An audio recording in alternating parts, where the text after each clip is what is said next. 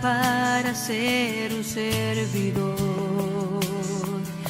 un instrumento de servicio al Señor. No nací para obtener ni adquirir, fui creado para dar y servir. El propósito en mi vida cumpliré, y a mis hermanos en el reino ayudaré. Servir a Cristo,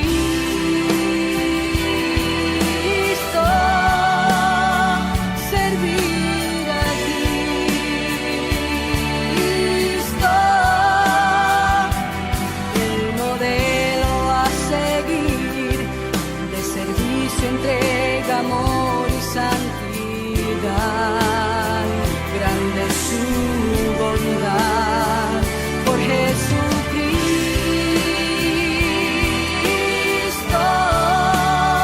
por Jesucristo. Vivir sirviendo a los demás, contribuyendo con los dones que Él me da.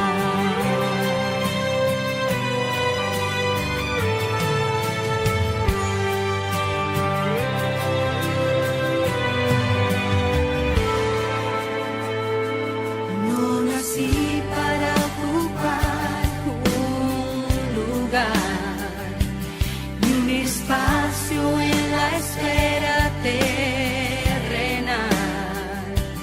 Fui creado para ser un servidor, un instrumento de servicio al Señor. No nací para obtener ni adquirir, fui creado para dar y servir. El propósito en mi vida cumpliré, y a mis hermanos en el reino ayudaré. Servir a Cristo, servir a Cristo, el modelo a seguir de servicio, entrega, amor y santidad. Grande es su bondad por Jesucristo,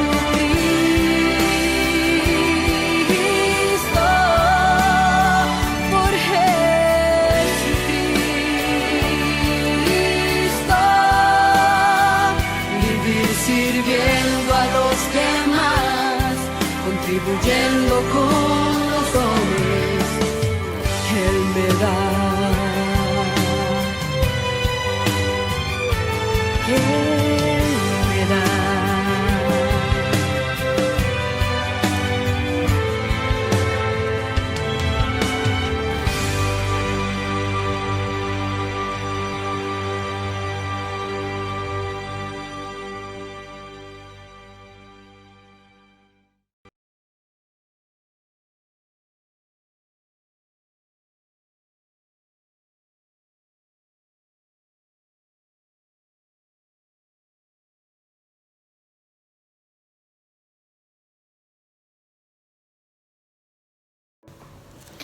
Buenos días, amadas hermanas. En esta mañana vamos a dar inicio a nuestro culto misionero. Vamos a disponernos a orar.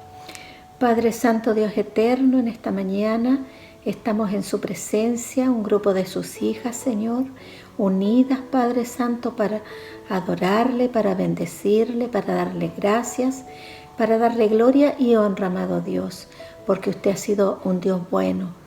Padre bendito, nos disponemos a escuchar su palabra, Señor, que viene a continuación. Sabemos que usted tiene, Señor, un mensaje para cada una de nosotras. También vamos a escuchar las alabanzas, Señor, y todo lo que traen nuestras hermanas para compartirnos en este día. Nos disponemos, Señor, en sus manos, en el nombre del Padre, del Hijo y del Espíritu Santo. Amén. Cuando vemos, como vemos en el video que estábamos viendo hace un poquito tiempo atrás, la obra misionera se realiza en estos minutos en todo el mundo. No nacimos, dice, para ocupar un lugar en el mundo, sino que fuimos creados con un propósito, y fuimos creados con el único propósito de servir y testificar de Cristo en todo lugar, ser instrumento eficaz en sus manos. No nacimos para ocupar un espacio físico. Gran verdad, nos dice este video, nacimos para servir a Cristo en santidad y amor, dice, con toda misericordia y bondad, sirviendo a los demás, sirviendo a aquellos que tanto lo necesitan, a aquellos que realmente están en necesidad, ya sea yendo, ya sea aportando con nuestras ofrendas, con nuestras promesas de fe, o ya sea hablándoles de la palabra del Señor. Dios estableció su trono en el cielo, y su poder domina sobre todo. Dios bendiga en esta mañana la vida de cada uno de los misioneros, y bendiga también cada una de las iglesias que están comprometidas en esta noble misión. El Señor bendiga a nuestra hermana Texia, que en estos minutos está en Iquique. El Señor sea con ella. Le mandamos un cordial saludo en esta mañana también. También recuerdo en esta mañana a cada uno de los obreros, de las discípulas, a cada una de mis hermanas que se está negando cada día a sí misma para cumplir tan noble misión. Llegar a las personas que aún no conocen a nuestro Señor Jesucristo. Cuán noble misión tenemos cada una en nuestras manos. Amadas hermanas, el Señor nos ha dejado ejemplo. Dice que en Lucas 8:1, ahí nosotros vemos y nos dice que el Señor nos dejó ejemplo de anunciar este evangelio e ir a todos los lugares. Por eso es que nosotros estamos enviando misioneros a esos lugares donde están los no alcanzados, donde están aquellas personas donde nunca se les ha hablado de Cristo. Nuestras iglesias están sosteniendo a estos misioneros, y conjuntamente con nosotros y nuestras promesas de fe, nuestras oraciones.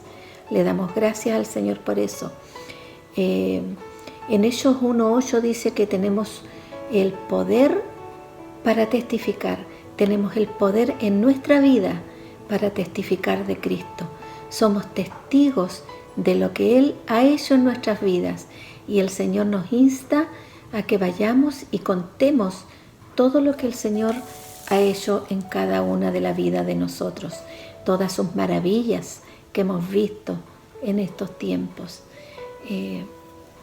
También en Mateo 28, 19, 20, lo voy a leer acá, dice: por tanto, id y haced discípulos a todas las naciones, bautizándolos en el nombre del Padre, del Hijo y del Espíritu Santo, enseñándoles que guarden todas las cosas que os he mandado, y aquí yo estoy con vosotros todos los días hasta el fin del mundo.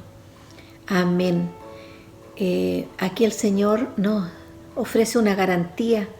Si nosotros vamos y predicamos este evangelio a otras personas que aún no le conocen, tenemos la garantía de que el Señor estará siempre con nosotros, en todo momento y en todo lugar. Grandes son sus promesas, y en esta mañana las tomamos por fe para nosotras. Jesús bendiga a cada una de las integrantes de este ministerio que ha aceptado el desafío que puso nuestro pastor la semana pasada en el culto del día domingo. Él nos puso este desafío de uno más para Cristo. Esperamos que el Señor nos ayude, que el Señor nos use con su poder en este tiempo difícil para llegar a otras personas, pero tenemos la tecnología y bueno, ahí yo creo que el Señor va abriendo puertas, ¿cierto?, para poder predicar su palabra y hablarles de Cristo. Si no con nuestra boca, también puede ser con nuestro testimonio. Ir donde aquellos que lo necesitan realmente y poder cumplir. Y este año 2021 podamos cada una de nosotras haber cumplido este compromiso que hicimos, porque no hicimos este compromiso ante una iglesia o ante un pastor, lo hicimos ante el pastor de todos los pastores, hicimos este compromiso ante Jesucristo, el Rey de Reyes y Señor de Señores. Jesús bendiga a su iglesia y a cada uno de los que este año recibirán el honor de ser llamados sus hijos. Desde ya bendecimos a aquellas personas que van a poner oído a nuestro mensaje. Sabemos que hay mucha gente que en estos momentos está en necesidad. También estamos conscientes de que este mundo está muy cegado, está ciego, que este mundo están a veces los oídos, no quieren oír de la palabra, pero sí están aquellos que el Señor ha elegido y a los cuales hay que predicarles la palabra. Damos gracias al Señor por cada uno de los misioneros que están en el mundo en esta hora, porque el Señor los ha guardado, el Señor los ha protegido, y si hubiera alguno en necesidad, sabemos que el Señor suple todas sus necesidades también. Le doy gracias al Señor por sus promesas, de que Él está siempre con nosotros, y en estos momentos difíciles y de necesidad no tenemos nada que temer, porque Él nos guarda, Él nos protege, y estemos alegres, como dice la palabra, como dice el Salmo 96, proclamen su gloria, y a donde vamos, proclamemos y hablemos de sus maravillas. Proclamen su gloria, proclamemos la gloria de Dios, que la gloria de Dios se vea a través de nuestro testimonio. Le doy gracias al Señor por su palabra, gracias al Señor por esta mañana que vamos a tener reunidas, gracias al Señor por este ministerio en que, hemos recibido también un miembro muy importante, que es la esposa de nuestro pastor, nuestra hermana Isabel. Creo firmemente que el Señor tiene propósito con la venida de nuestra hermana desde tierras lejanas. También el Señor la usará en su tiempo en nuestro ministerio. Sabemos que el Señor la está preparando, la está enseñando. Ella es una gran sierva de Dios también, y ella, conjuntamente con nuestro pastor, puedan guiar este ministerio en el cual hemos sido muy bendecidas. Le doy gracias al Señor y continuamos. Ya viene nuestra hermana Marcia con la palabra con alguna palabra y algún mensaje para nosotras, y vamos a pedir una bendición grande a nuestro Señor para la hermana que nos trae la palabra, y esperamos recibir una palabra para cada una de nosotras, de acuerdo a cada una de nuestras necesidades. También vamos a adorar y vamos a alabar a nuestro Señor en esta mañana. Vamos a regocijarnos pues en el gran amor de Dios, en su bondad, en su compasión, porque Él ha sido un Padre bueno, ha sido un gran amigo, el lucero de la mañana para nosotros en estos tiempos difíciles. Continuamos entonces. Queridas hermanas, qué gusto de saludarlos, pastor. Estamos nuevamente con nuestro culto. Primeramente, dar gracias a Dios por todo este tiempo que nos ha cuidado. Dar gracias por su gran misericordia con mi familia, porque Él nos ha guardado y nos ha sustentado en todo este tiempo. Y podemos comunicarnos y sabiendo y orando por toda nuestra querida familia cristiana. Referente a esto, vamos a ver qué nos dice la palabra, ¿ya? Del sufrimiento, de la preocupación de esta pandemia. Dice, aceptar que el sufrimiento es parte de la vida de un cristiano. En 1 de Pedro 4:12 dice, amados, no os sorprendáis del fuego de prueba que os ha sobrevenido, como si alguna cosa extraña os aconteciese. Lejos o cerca de nuestros hogares, libres o prisioneros, debemos aceptar que el sufrimiento es parte de la vida, especialmente cuando eres un seguidor de Cristo. También sufrimos, también tenemos corazón. También tenemos que buscar la voluntad de Dios. Él es soberano.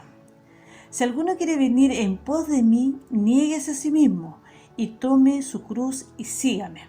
Está en Marcos 8:34b. Debemos entender que Dios es soberano. Amén. Si la gente pregunta, ¿dónde está Dios? La respuesta es simple. Él está en su trono en el cielo.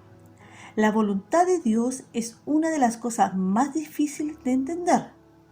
No tiene sentido resistirse a su voluntad soberana. Jesús nunca les pidió a sus discípulos que estuvieran de acuerdo con él, y les dijo que le entregaran su vida y le siguieran, sin importar el costo. También dice, adorar a Dios y declarar la palabra fortalece nuestro espíritu. Pero a medianoche, orando, Pablo y Sila cantaban himnos a Dios y los presos los oían. Esto está en Hechos 16:25.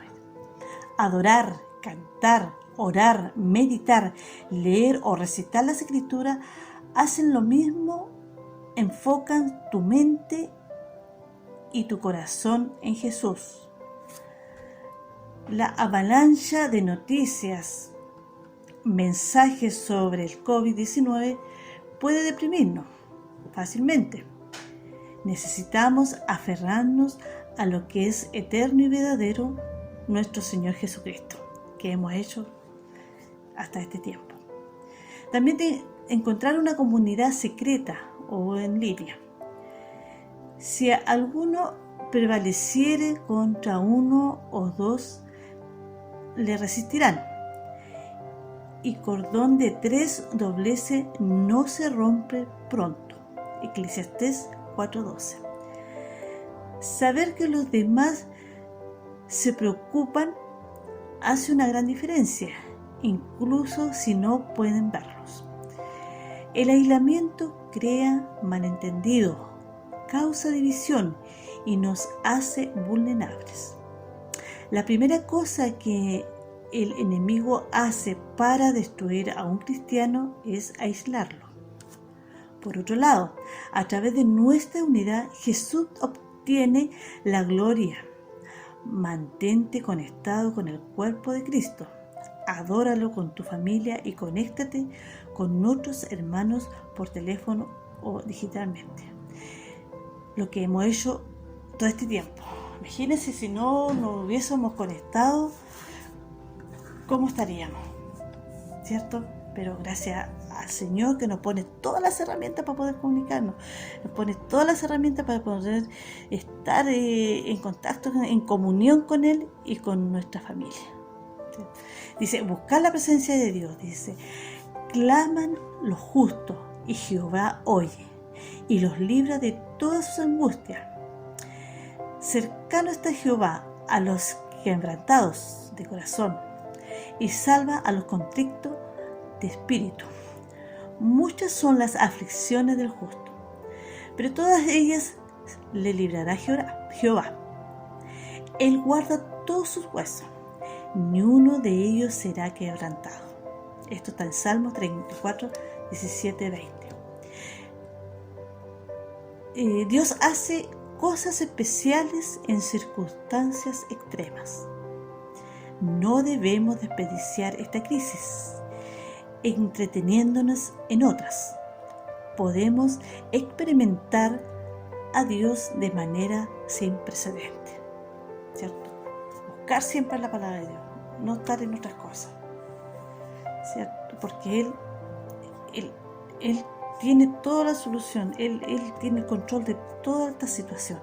Y nosotros tenemos que aferrarnos a Él y a leer a su palabra. ¿Ya? Así que estemos confiados en el Señor. Ahora vamos a ver un video. Dice,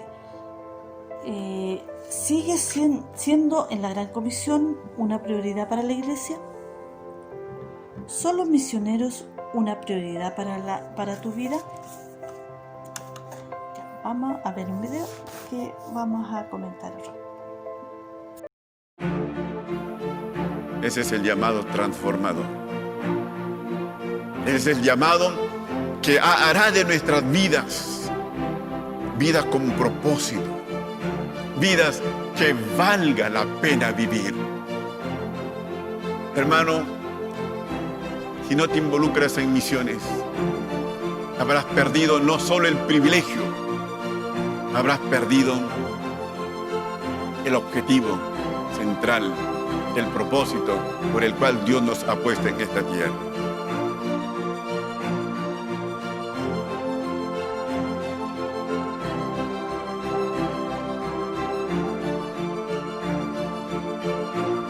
Eres ingeniero, eres médico, eres obrero, eres empresario. Ese es el medio. El objetivo el propósito es servir a Dios, porque eso es lo que hace un adorador de Dios, un seguidor de Dios, un discípulo de Cristo. Misiones.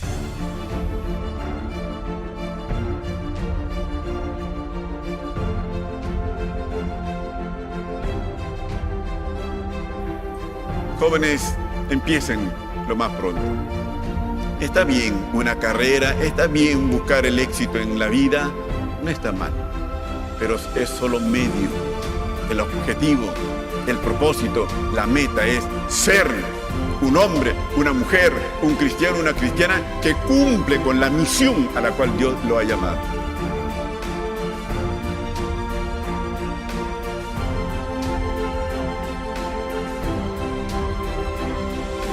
Fuiste llamado para servir toda la vida y hasta morir. Misiones es siempre mientras haya un respiro en esta tierra. Amar misiones. Misiones, nuestra pasión, producto de nuestro amor a Dios. Amén.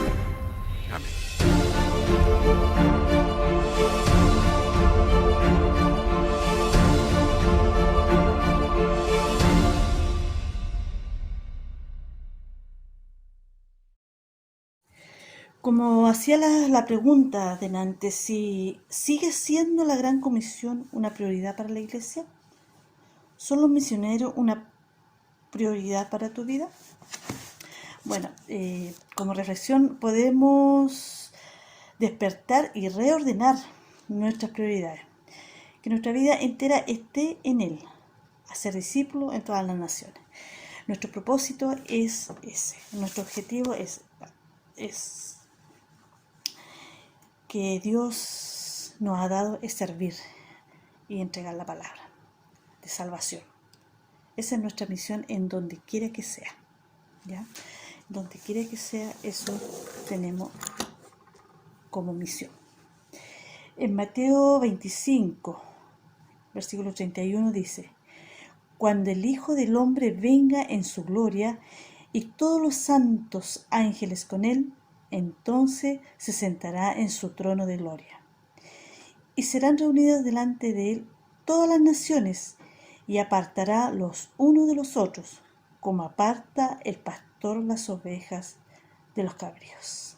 Amén. Vamos a orar. Padre Celestial, te damos gracias por este nuevo reencuentro. Te damos gracias, Señor, porque tú nos has dirigido en este momento. Te damos gracias, Señor, porque tú nos reinas por siempre y para siempre.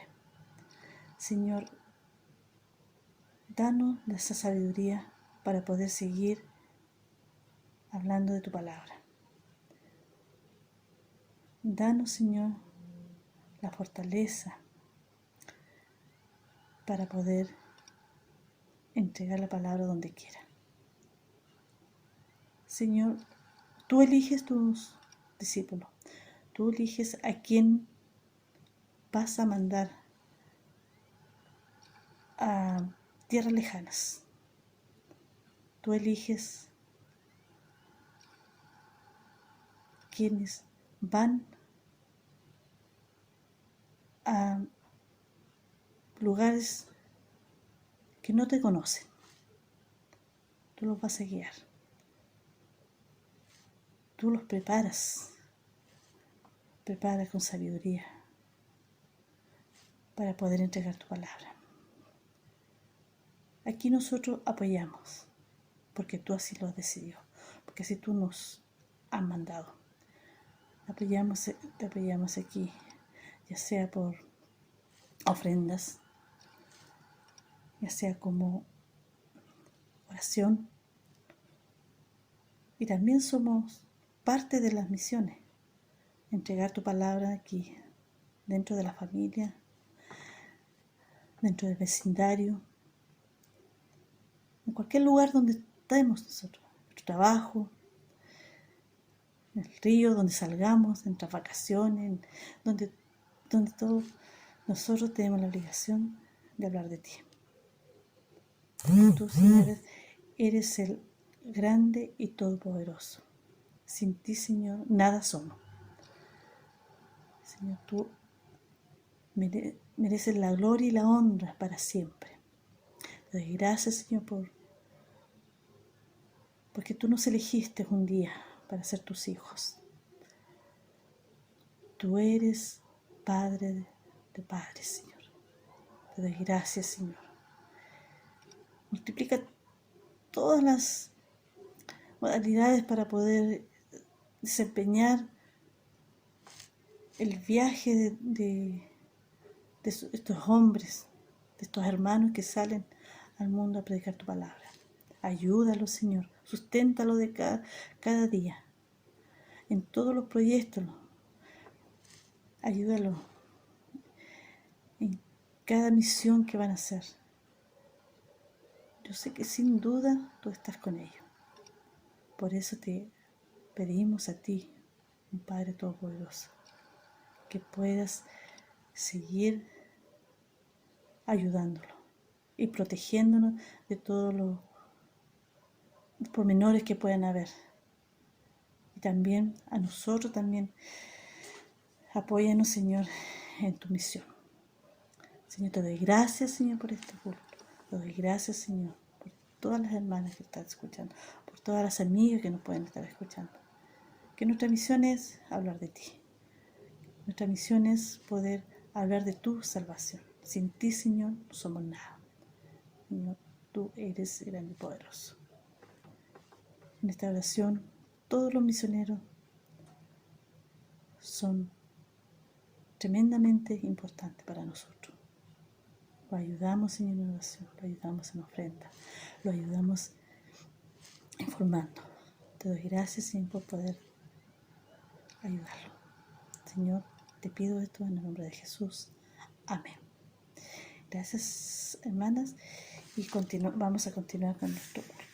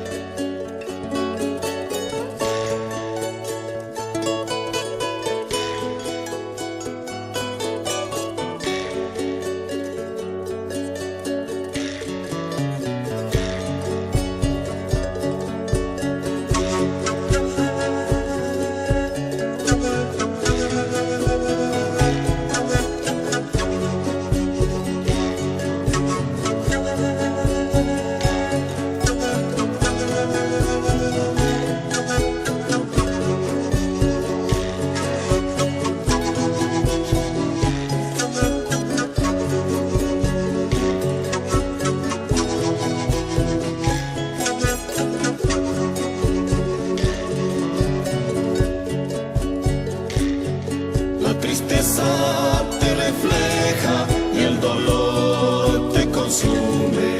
El llanto de tus ojos no podrás ocultar. Hoy tus pasos se acortan y tus fuerzas se terminan, agobiados por el vicio, sin paz y sin amor. Acude a Jesús, Él tiene la solución.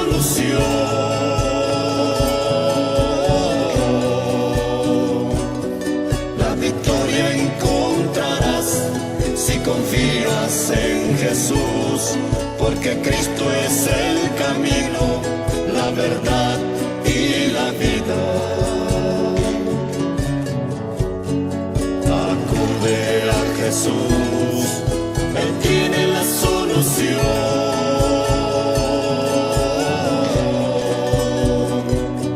Los que esperan en Jehová, nuevas fuerzas allí tendrán, caminando sin desmayar, no se fatigará.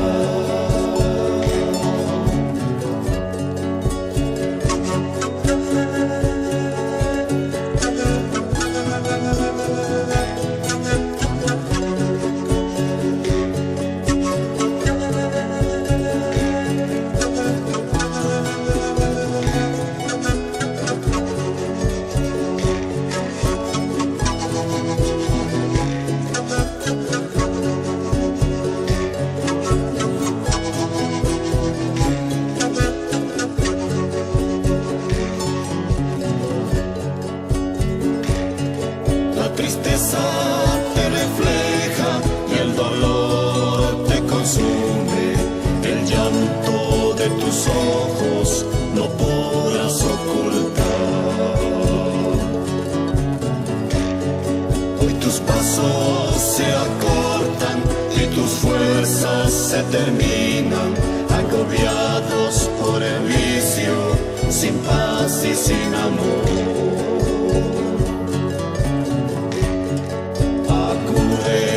Jesús, Él tiene la solución.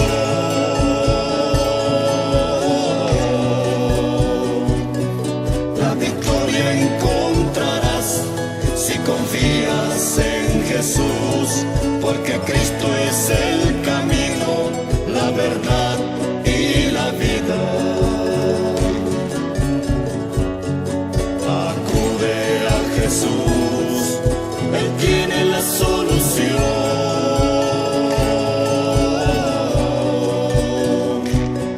Los que esperan en Jehová, nuevas fuerzas allí tendrán, caminando sin desmayar, no se fatigará.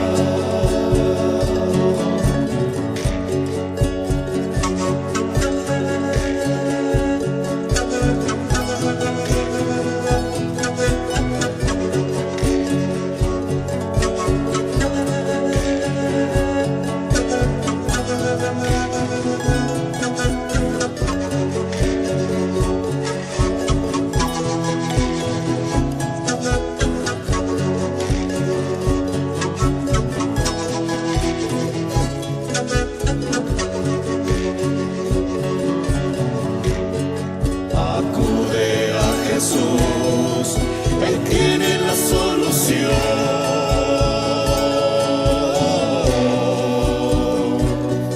La victoria encontrarás si confías en Jesús, porque Cristo es el camino, la verdad y la vida. Acude a Jesús, Él tiene la solución.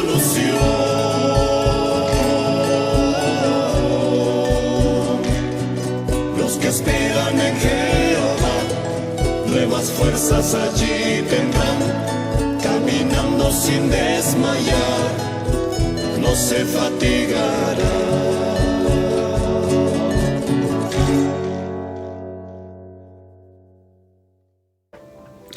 Muy buenos días, mis amadas hermanas. Este tiempo ha sido largo, ha sido un tiempo de pandemia donde hemos tenido que reinventarnos, ¿cierto? Pero sin lugar a dudas el Señor tiene un propósito. Y ese propósito, estoy segura, es que usted y yo nos interesemos más por su palabra.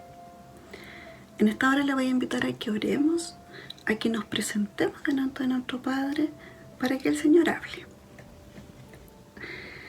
Bendito Dios, te damos gracias. Te damos gracias porque tú eres un Dios grande, amoroso y misericordioso que nos regala un día más de vida, Señor.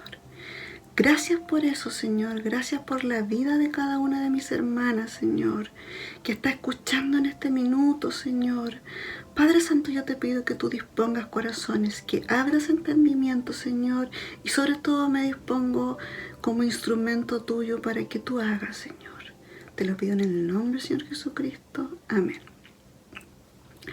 Bien, lo que le quiero llevar hoy a que estudiemos es a una mujer que seguro usted y yo la miraríamos de lejos, y con justa razón, porque ante los ojos del Señor tiene un oficio completamente reprochable.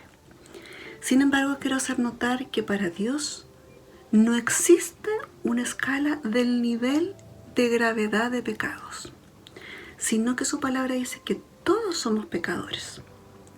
Entonces, cuando llegamos al Señor, seríamos nosotros mismos los que le damos un valor a la gracia del Señor de habernos perdonado el pecado. Y eso no es así.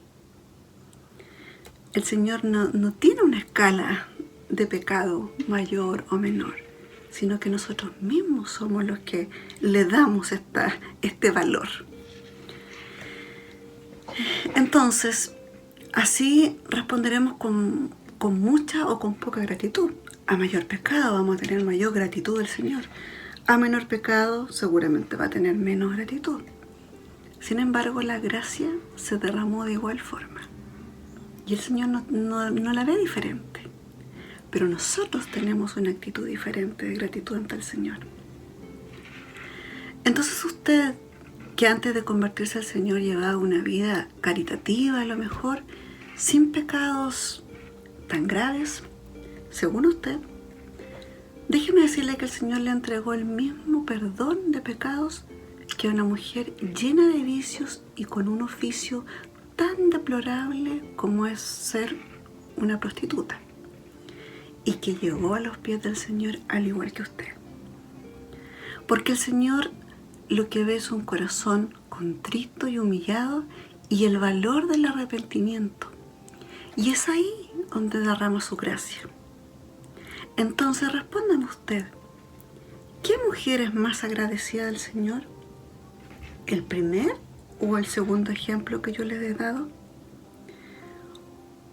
Cuando una está más agradecida, es más fiel porque valora ese regalo que el Señor le ha entregado, porque tenía claro que no lo merecía.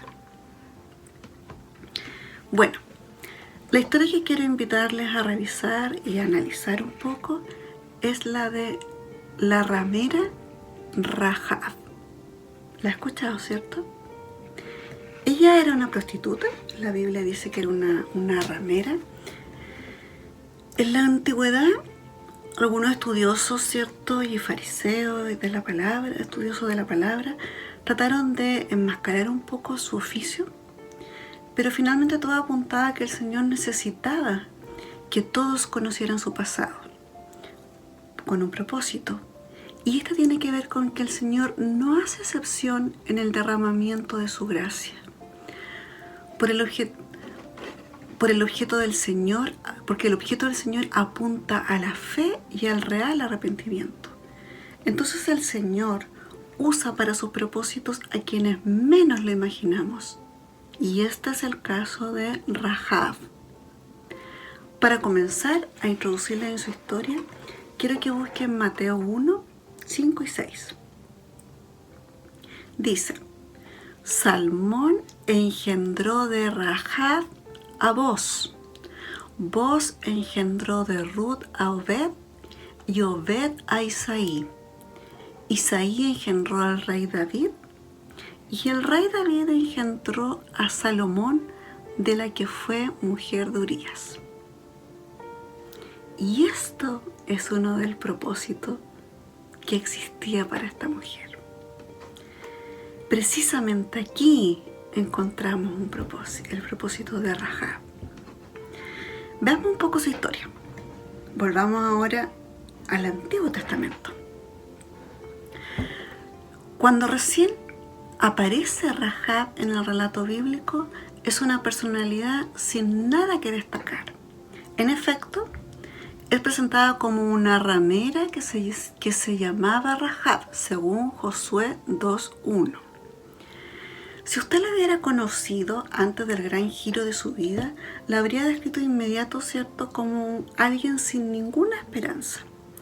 Era una mujer sin moral que vivía en una cultura pagana y se dedicaba de forma fanática a lo que Dios odia. Ahora que Dios había decidido la destrucción total de esa cultura debido a su extrema perversidad, ¿por qué no tendría Rahab que recibir la justa recompensa por su propio pecado? Esa es una pregunta que todos nos haríamos, ¿cierto? Hasta donde existe registro en su vida, no se señala en lo absoluto cualidades sobre su vida que ameriten un trato distinto para ella. Por el contrario, tiene que haber estado en el mismísimo sótano de la jerarquía moral de aquella cultura gentil, que era tan absolutamente degenerada y tan excesivamente pagana como cualquier sociedad de la historia del mundo. Es difícil imaginar una candidata menos digna de merecer el honor divino. Quiero que veamos ahora en el Nuevo Testamento. En Hebreos 11:31 se identifica a Rahab como, entre comillas, la ramera Rahab. Aquí es especialmente destacado su nombre por la grandeza de su fe. E incluso en Mateo 1, como ya se los comenté, aparece en la genealogía de Cristo. Extraordinario. En el caso de Rahab, esa palabra ramera no era más que un solo eufemismo, o sea, era para poder tildarla de algo bajo. Veamos un poco más el trasfondo histórico de Rahab, que se encuentra en el libro de Josué. Rahab vivió en Jericó, en la época de Josué. Su casa no estaba en algún callejón del pueblo, sino que justo sobre la muralla. Recuerde que Jericó estaba amurallada. Y eso aparece en Josué 2:15. Jericó era parte del reino amorreo. Grotescamente era violento, depravado y pagano.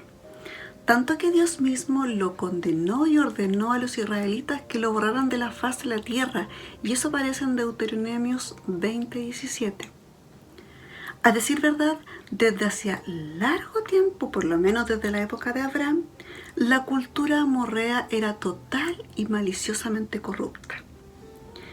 Ese estilo pecaminoso de vida fue una de las razones por las que Dios concedió esas tierras a Abraham y sus herederos. Y eso aparece en Deuteronomio 18:12 y en Primera de Reyes 21:26. El Señor había prometido a Abraham que sus descendientes empezarían a poseer esa región tan pronto se eliminaran por completo.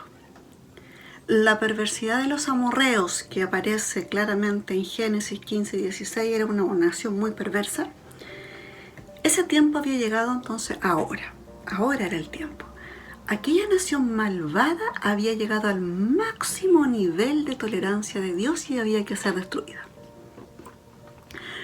Rahab, por lo tanto, representaba el colmo de la bajeza de esa cultura amorrea. Toda su vida había estado dedicada a la búsqueda profana de la satisfacción carnal. Su subsistencia dependía por completo del mal. Ella era una ramera, una prostituta. Estaba esclavizada por la más diabólica forma de pasión y sus pecados la mantenían cautiva de una sociedad monstruosa, marcada por la condena de Dios y la destrucción eterna. Pero la gracia divina la salvó y la liberó de todo eso arrancándola como una rama del fuego. Este es el escenario histórico para la historia de Rahab. Moisés había muerto. Eso aparece en Josué 1, en los versículos 1 y 2. La generación de israelitas que había salido de Egipto también. Recordemos que ellos ninguno de los que salió iba a entrar a la tierra prometida. Entonces, más de 1 millón de israelitas habían dejado Egipto bajo el liderazgo de Moisés. Sin embargo, debido a la terquedad y a su persistente incredulidad, nadie de más de 20 años entraría en la tierra prometida de Cades Barnea. Una generación entera fue condenada a morir en el desierto sin siquiera vislumbrar la tierra prometida. Hubo, sin embargo, 2 excepciones que aparecen en Números 14:30: Josué y Caleb.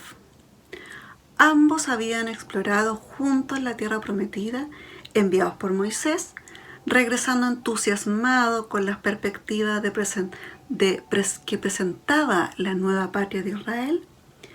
Ratificaron lo que Dios había dicho sobre esa tierra, pero cuando los otros 10 exploradores, recordemos que fueron 12 los exploradores, regresaron con un informe opuesto, desalentados y advirtiendo sobre los peligros que tenían por delante, el pueblo de Israel se negó a entrar.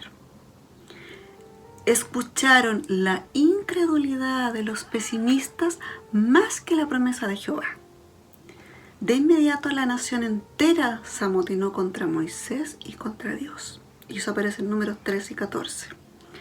Entonces fue la gota que colmó el vaso y la razón por la que Israel deambuló durante 40 años.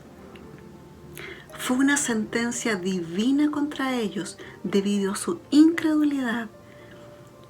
Y eso aparece en Números 14, 30 y 35.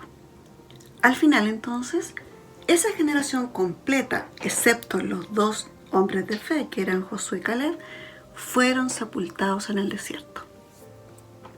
Entonces, 38 años habían pasado desde esa rebelión en Cades Barnea, y en el libro de Josué comienza con los israelitas situados otra vez en el umbral de Canaán, ahora cerca de Sitim, 11 kilómetros al este del río Jordán y casi al frente de Jericó. Josué había sido nombrado como jefe de la nación en lugar de Moisés. En Josué 1, el Señor le refuerza el valor y renueva las promesas para que el pueblo pudiera entrar a la tierra prometida. Al fin, el día esperado por esa generación durante toda su vida estaba allí. Ellos estaban al frente de la tierra prometida. Sabiamente, tal cual como Moisés lo había hecho antes, Josué envió espías para recoger información militar y estratégica sobre qué había más allá del Jordán. Esta vez, sin embargo, Josué envió solamente a 2 hombres. Y les dice: andad, reconoced la tierra y a Jericó. La escritura dice simplemente: y ellos fueron y entraron en casa de una ramera llamada Rahab y posaron allí. Así Rahab es la primera persona que la escritura nos presenta de la tierra prometida. Por la providencia generosa de Dios, ella sería uno de los ejes del triunfo militar de Israel. Toda su vida, su carrera y su futuro cambiarían por su encuentro inesperado con los 2 espías.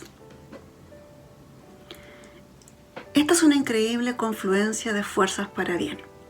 Por una parte, una mujer pagana, solitaria, cuya vida hasta ahora no había tenido nada heroico, y por otra, una nación entera de refugiados itinerantes que habían vivido 40 años bajo la amonestación de Dios debido a la desobediencia de sus padres.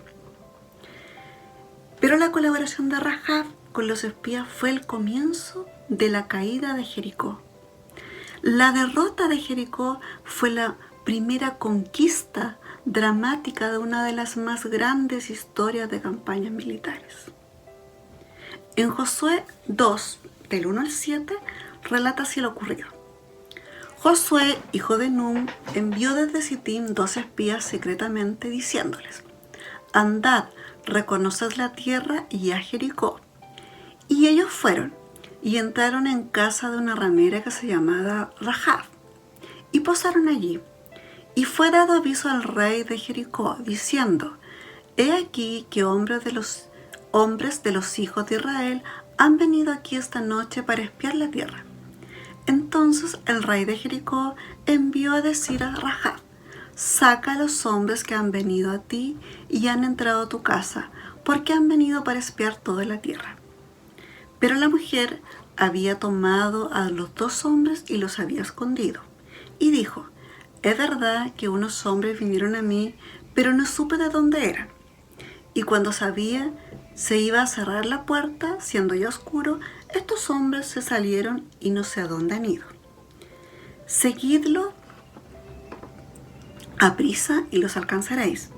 Mas ella los había hecho subir al terrado y los había escondido entre los manojos de lino que tenía puesto en el terrado, y los hombres fueron tras ellos por el camino del Jordán, hasta los vados, y la puerta fue cerrada después que salieron los perseguidores.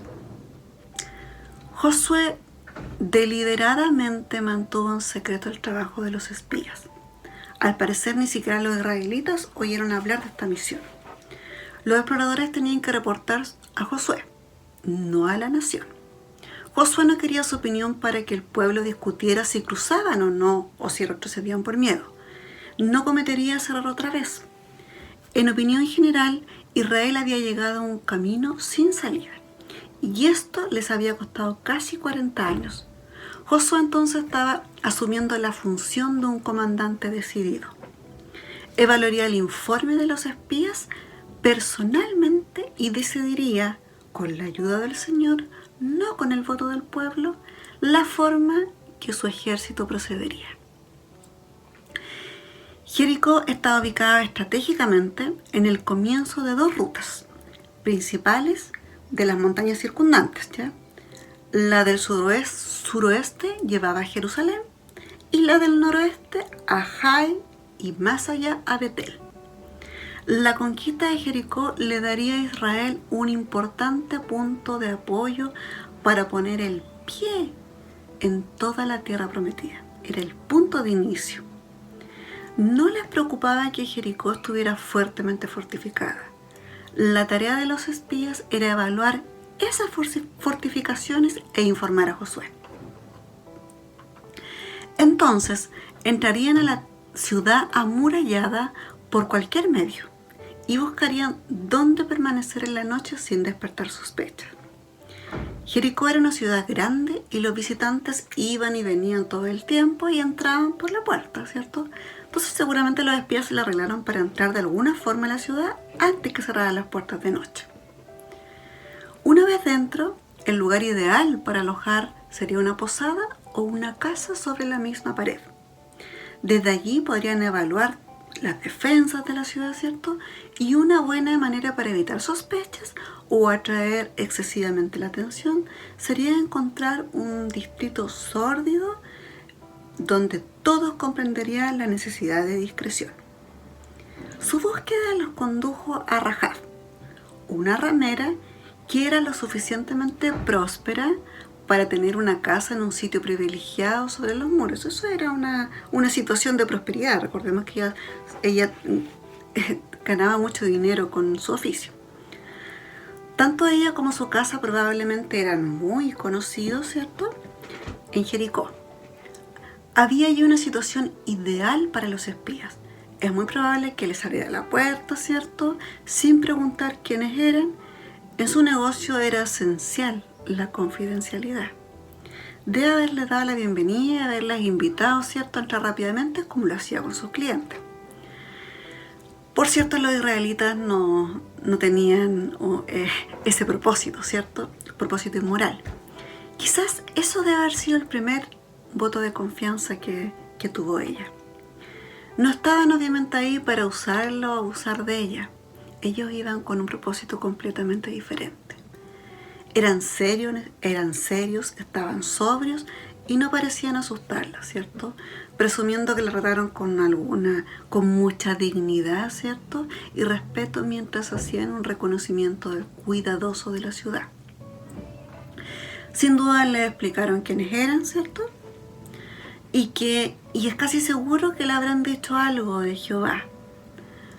Por sobre cualquier otro interés, ellos continuaron con su tarea, quizás haciendo mediciones de la muralla, registrando detalles y el panorama que se apreciaba desde allí.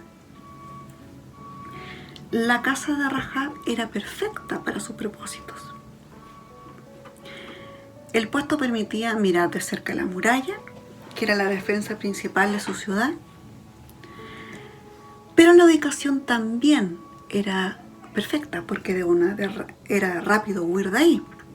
Por supuesto, las paredes de la ciudad eran diseñadas para alejar a los intrusos, pero una persona sobre la pared con una larga soga podía salir de la muralla fácilmente. Entonces, por la providencia suprema de Dios, todo lo que ellos necesitaban estaba ahí. También, por los designios soberanos de Dios, el corazón de Rahab estaba listo para creer en Jehová. Como lo dice la Escritura, de alguna manera se enteraron de que los espías estaban en la ciudad y el rey envió a la casa de Rahab a preguntarle, ¿cierto?, qué es lo que había pasado. Entonces todos en Jericó sabían, por supuesto, que el pueblo israelita entero estaba acampando al otro lado del río, a distancia de una caminata. Todos en Jericó habían huido, además de la huida del poder del faraón a través del Mar Rojo y la muerte del ejército egipcio. La historia de un andar errante en un desierto también era conocida por la región. Rahab mismo le dijo a los espías que todos los habitantes de la región estaban temerosos debido a lo que habían escuchado sobre el trato de Dios con Israel. Y eso era un espaldarazo para ellos, porque podían entender que ese pueblo estaba asustadísimo con ellos. Es por eso que se mantenían en guardia respecto a los intrusos. Sabían que estaban los israelitas, entonces estaban atentos a que hubiese algún intruso a mirar qué es lo que había dentro, habiendo dado órdenes estrictas de informar al rey sobre cualquier movimiento sospechoso. Es posible que estando los espías en Jericó, alguien dio la voz de alerta y su presencia fue rápidamente reportada al rey de Jericó.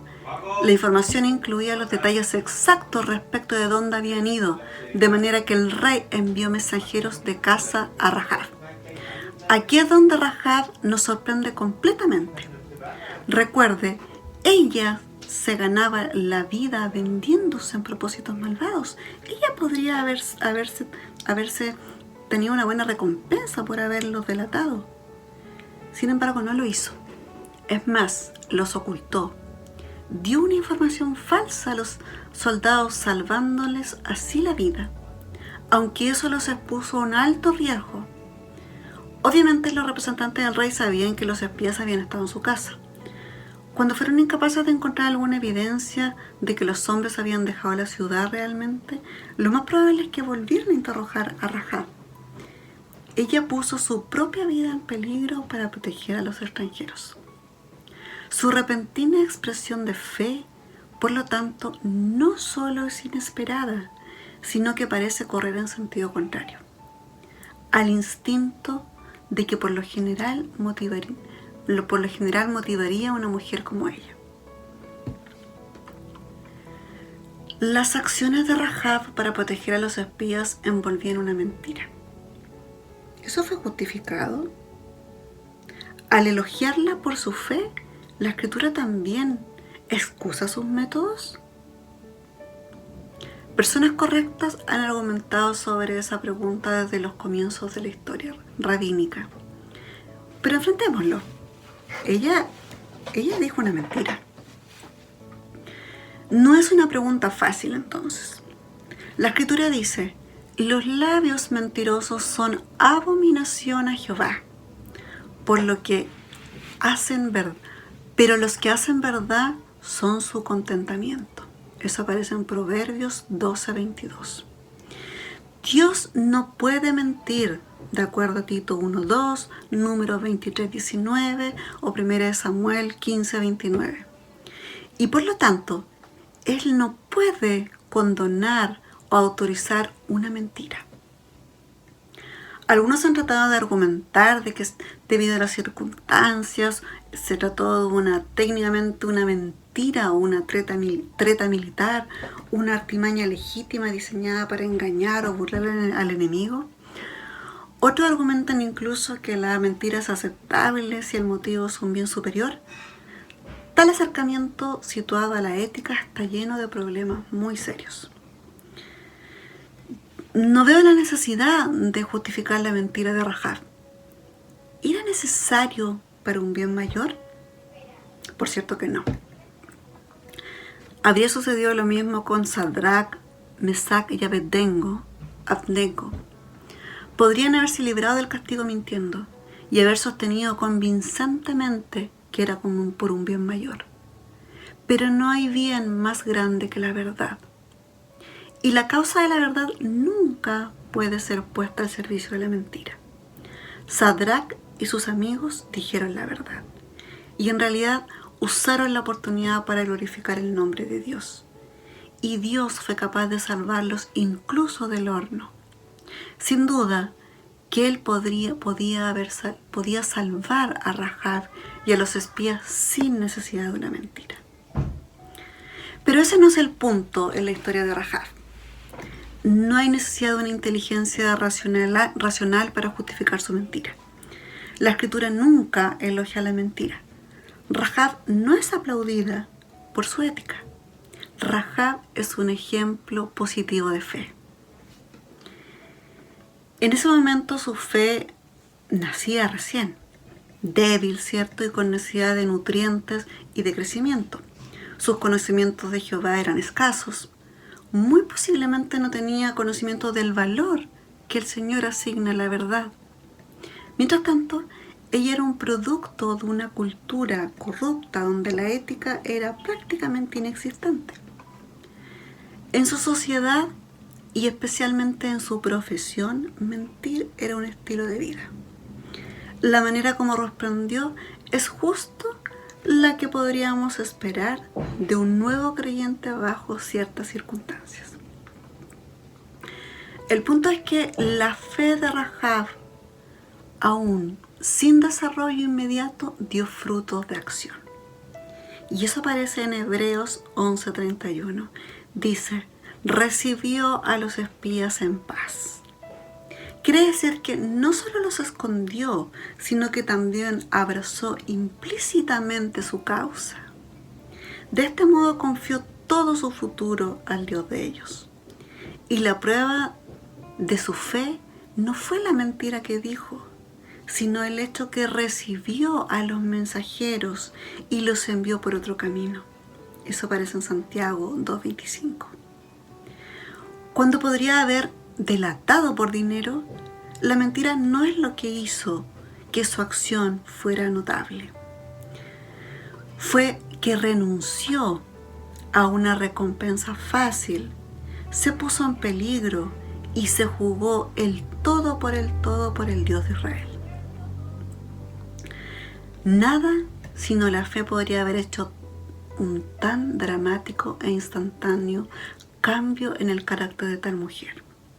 Obviamente había desarrollado una gran curiosidad acerca de Jehová por la historia, ¿cierto?, que de su trato con Israel. Ahora que ella había conocido a estas personas de carne y hueso, que eran los israelitas, claramente estaba ella dispuesta a involucrarse con ellos. Por otro lado, la rapidez mental de Rahab salvó a los espías.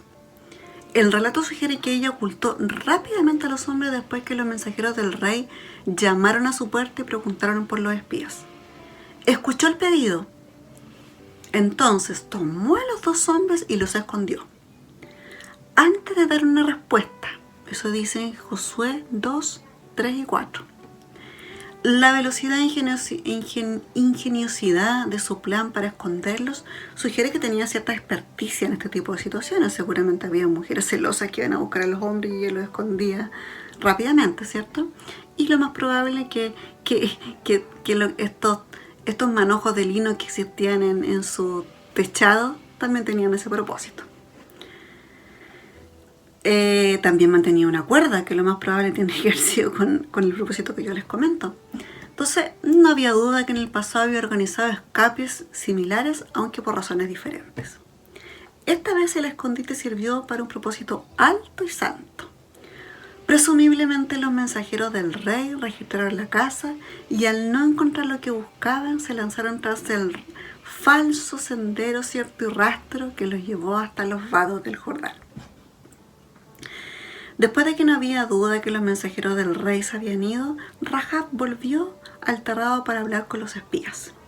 Les dio un testimonio explícito de la fe que les motivó. Dice, antes que ellos se durmiesen, ella subió al terrado y les dijo, sé que Jehová os ha dado esta tierra, porque el temor de vosotros ha caído sobre nosotros. Y todos los moradores del país ya han desmayado por causa de vosotros. Porque hemos oído que Jehová hizo secar las aguas del Mar Rojo delante de vosotros cuando salisteis de Egipto, y lo que habéis hecho a los 2 reyes de los amorreos que estaban al otro lado del Jordán, a Sehón y a Og, a los cuales habéis destruido. Oyendo esto, ha desmayado nuestro corazón, ni ha quedado más aliento en hombre alguno por causa de vosotros, porque Jehová vuestro Dios es Dios arriba en los cielos y abajo en la tierra. Os ruego pues ahora que me juréis por Jehová que he hecho misericordia con vosotros, así la haréis vosotros con la casa de mi padre, de la cual me daréis una señal segura, y que salvaréis la vida de mi padre y mi madre, y a mis hermanos y hermanas, y a todo lo que es suyo, y que libraréis nuestras vidas de la muerte. Ellos le respondieron, nuestra vida responderá por la vuestra.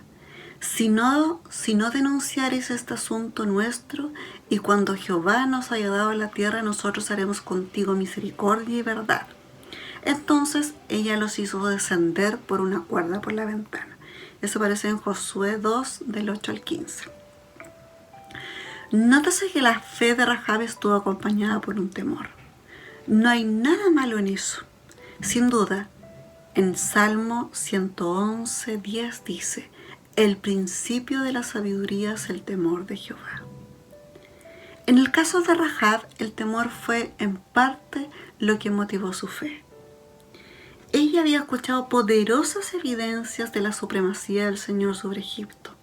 Había comprendido que era el poder del Señor y no la destreza militar lo que había triunfado sobre Sihón y Og, 2 terribles reyes amorreos. Probablemente por los relatos de los 40 años en el desierto comprendía algo de la autoridad soberana de Jehová sobre Israel. El suyo era un tipo de temor sano. Se había convencido de que Jehová era el verdadero Dios. Los espías hicieron un juramento de tratarla con bondad cuando conquistaran su ciudad, pero le pusieron una condición. Ella debía colgar un cordón escarlata desde la ventana por donde los dejó bajar.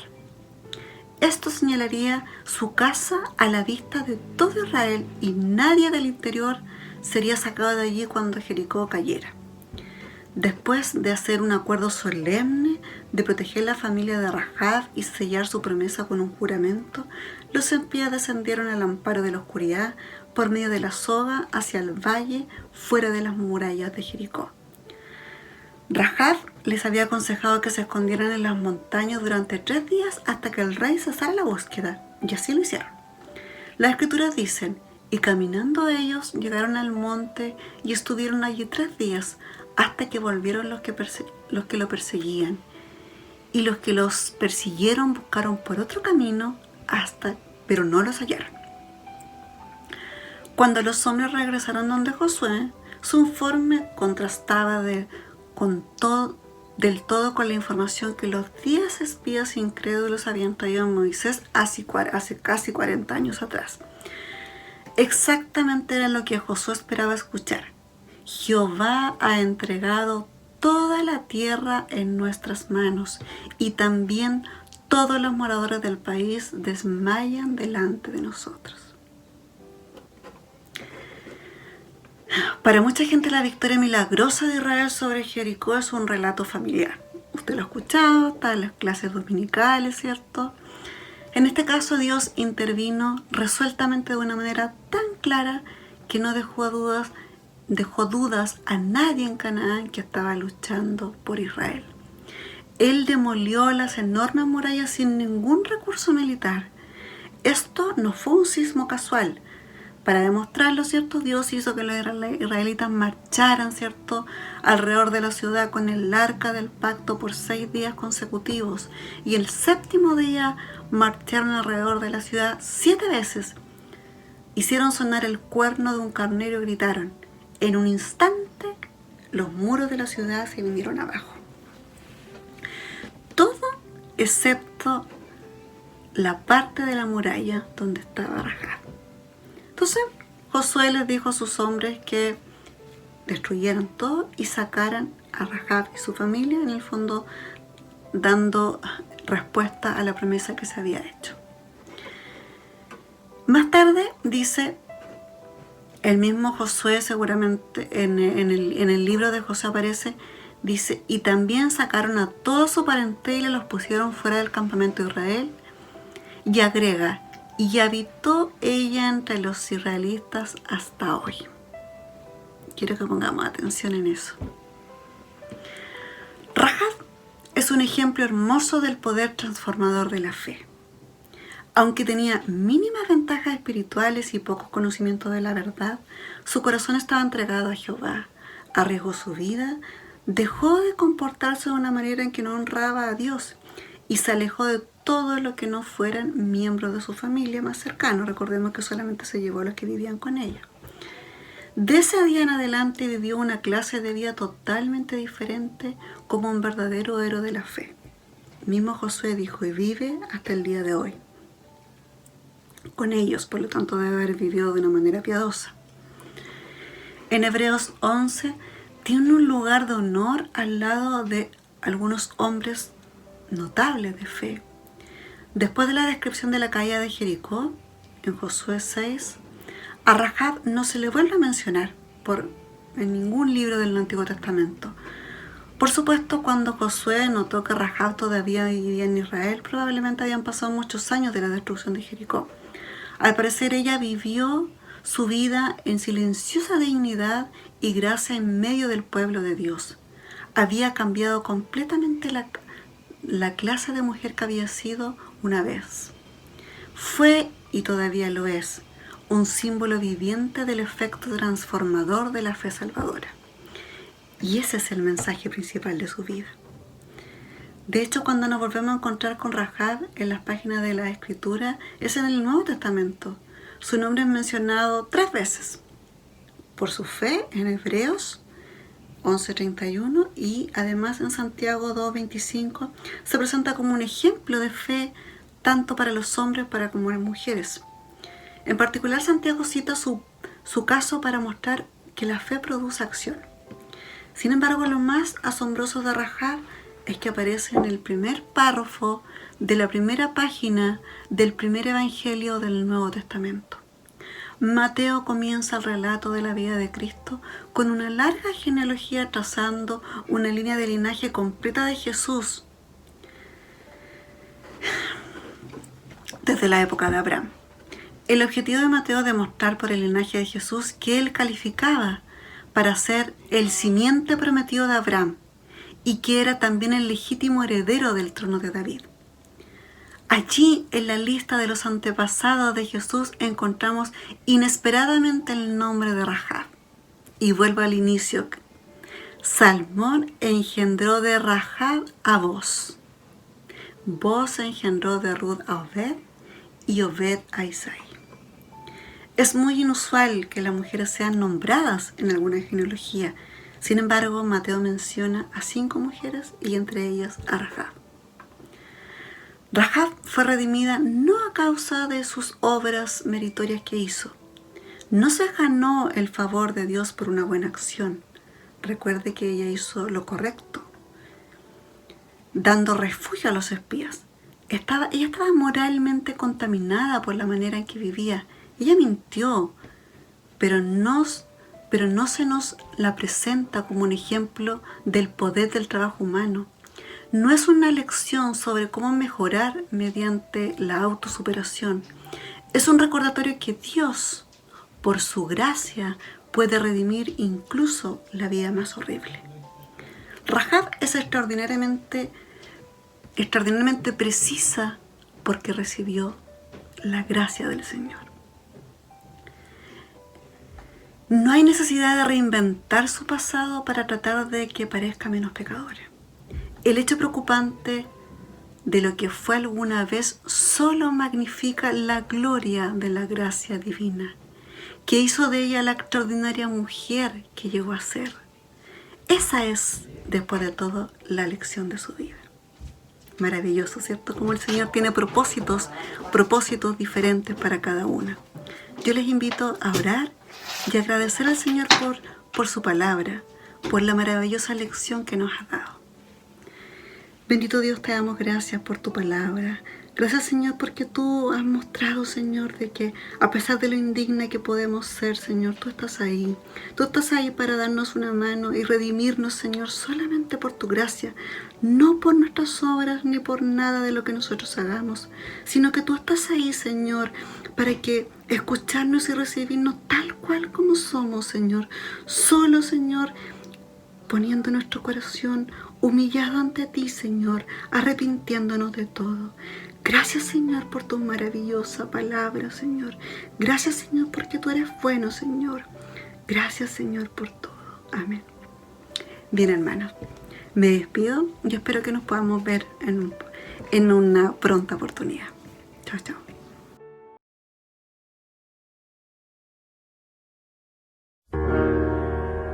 Mueve el estanque en mi ser.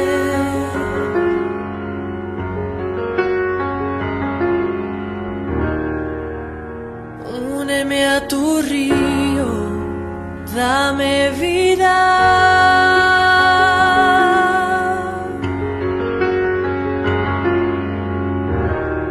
No sé qué palabras decir que provoquen que me quieras más de lo que me amas. Ven, Señor, como dijiste, derrama tu gloria, derrama tu gloria. Ven, Señor.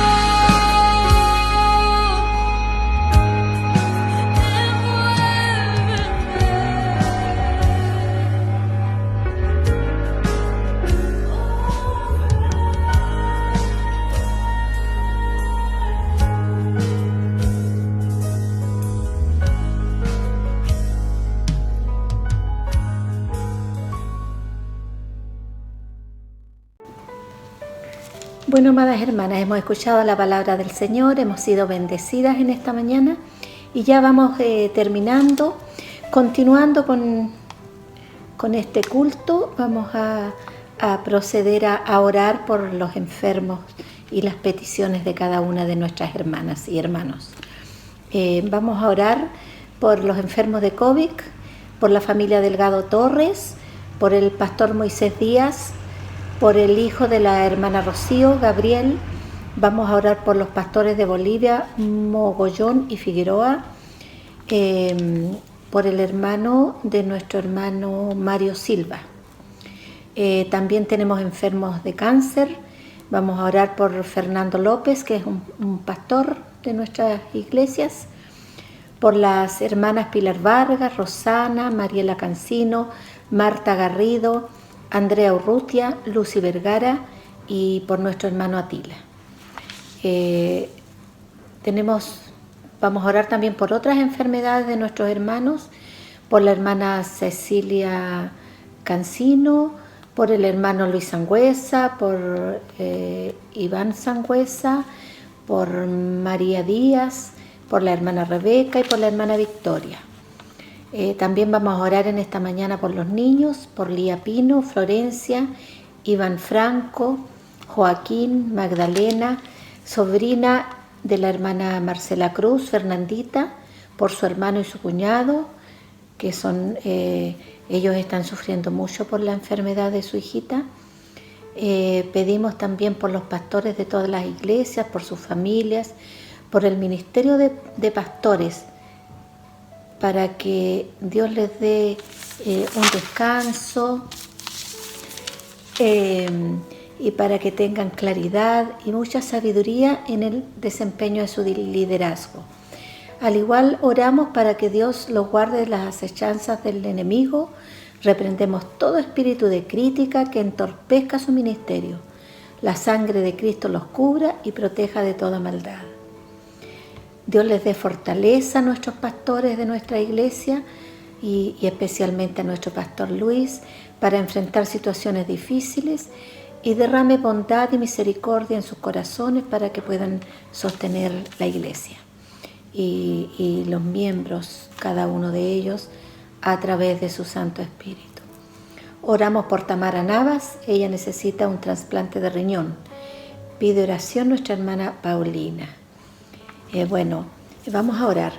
Padre Santo, Dios eterno, le hemos presentado todas nuestras peticiones, Señor, de esta semana. Esperamos, Padre amado, que sea usted, Señor, con cada una de las personas que están enfermas, Señor. Sabemos que por su llaga fuimos nosotros curados, Padre Santo. También el Salmo 103 dice: bendice alma mía Jehová y no olvides ninguno de sus beneficios. Recibimos por fe en esta hora el beneficio de la salud física para cada uno de nuestros hermanos. Padre Santo, también oramos por nuestros pastores, Señor, de la Alianza Cristiana y Misionera y especialmente por nuestro pastor, para que usted los guarde, los protege, les dé sabiduría e inteligencia, Señor, para el liderazgo que usted ha puesto en sus manos. Gracias le damos, Señor, porque podemos confiar en un Dios todopoderoso que escucha las oraciones de sus hijos, que está atento al clamor de cada uno de ellos y en su infinita misericordia y bondad va a responder estas peticiones en su tiempo. Le damos gracias, Padre, porque podemos confiar en usted. Tenemos estas armas que usted nos ha dado, Padre amado, para estos tiempos difíciles que estamos viviendo.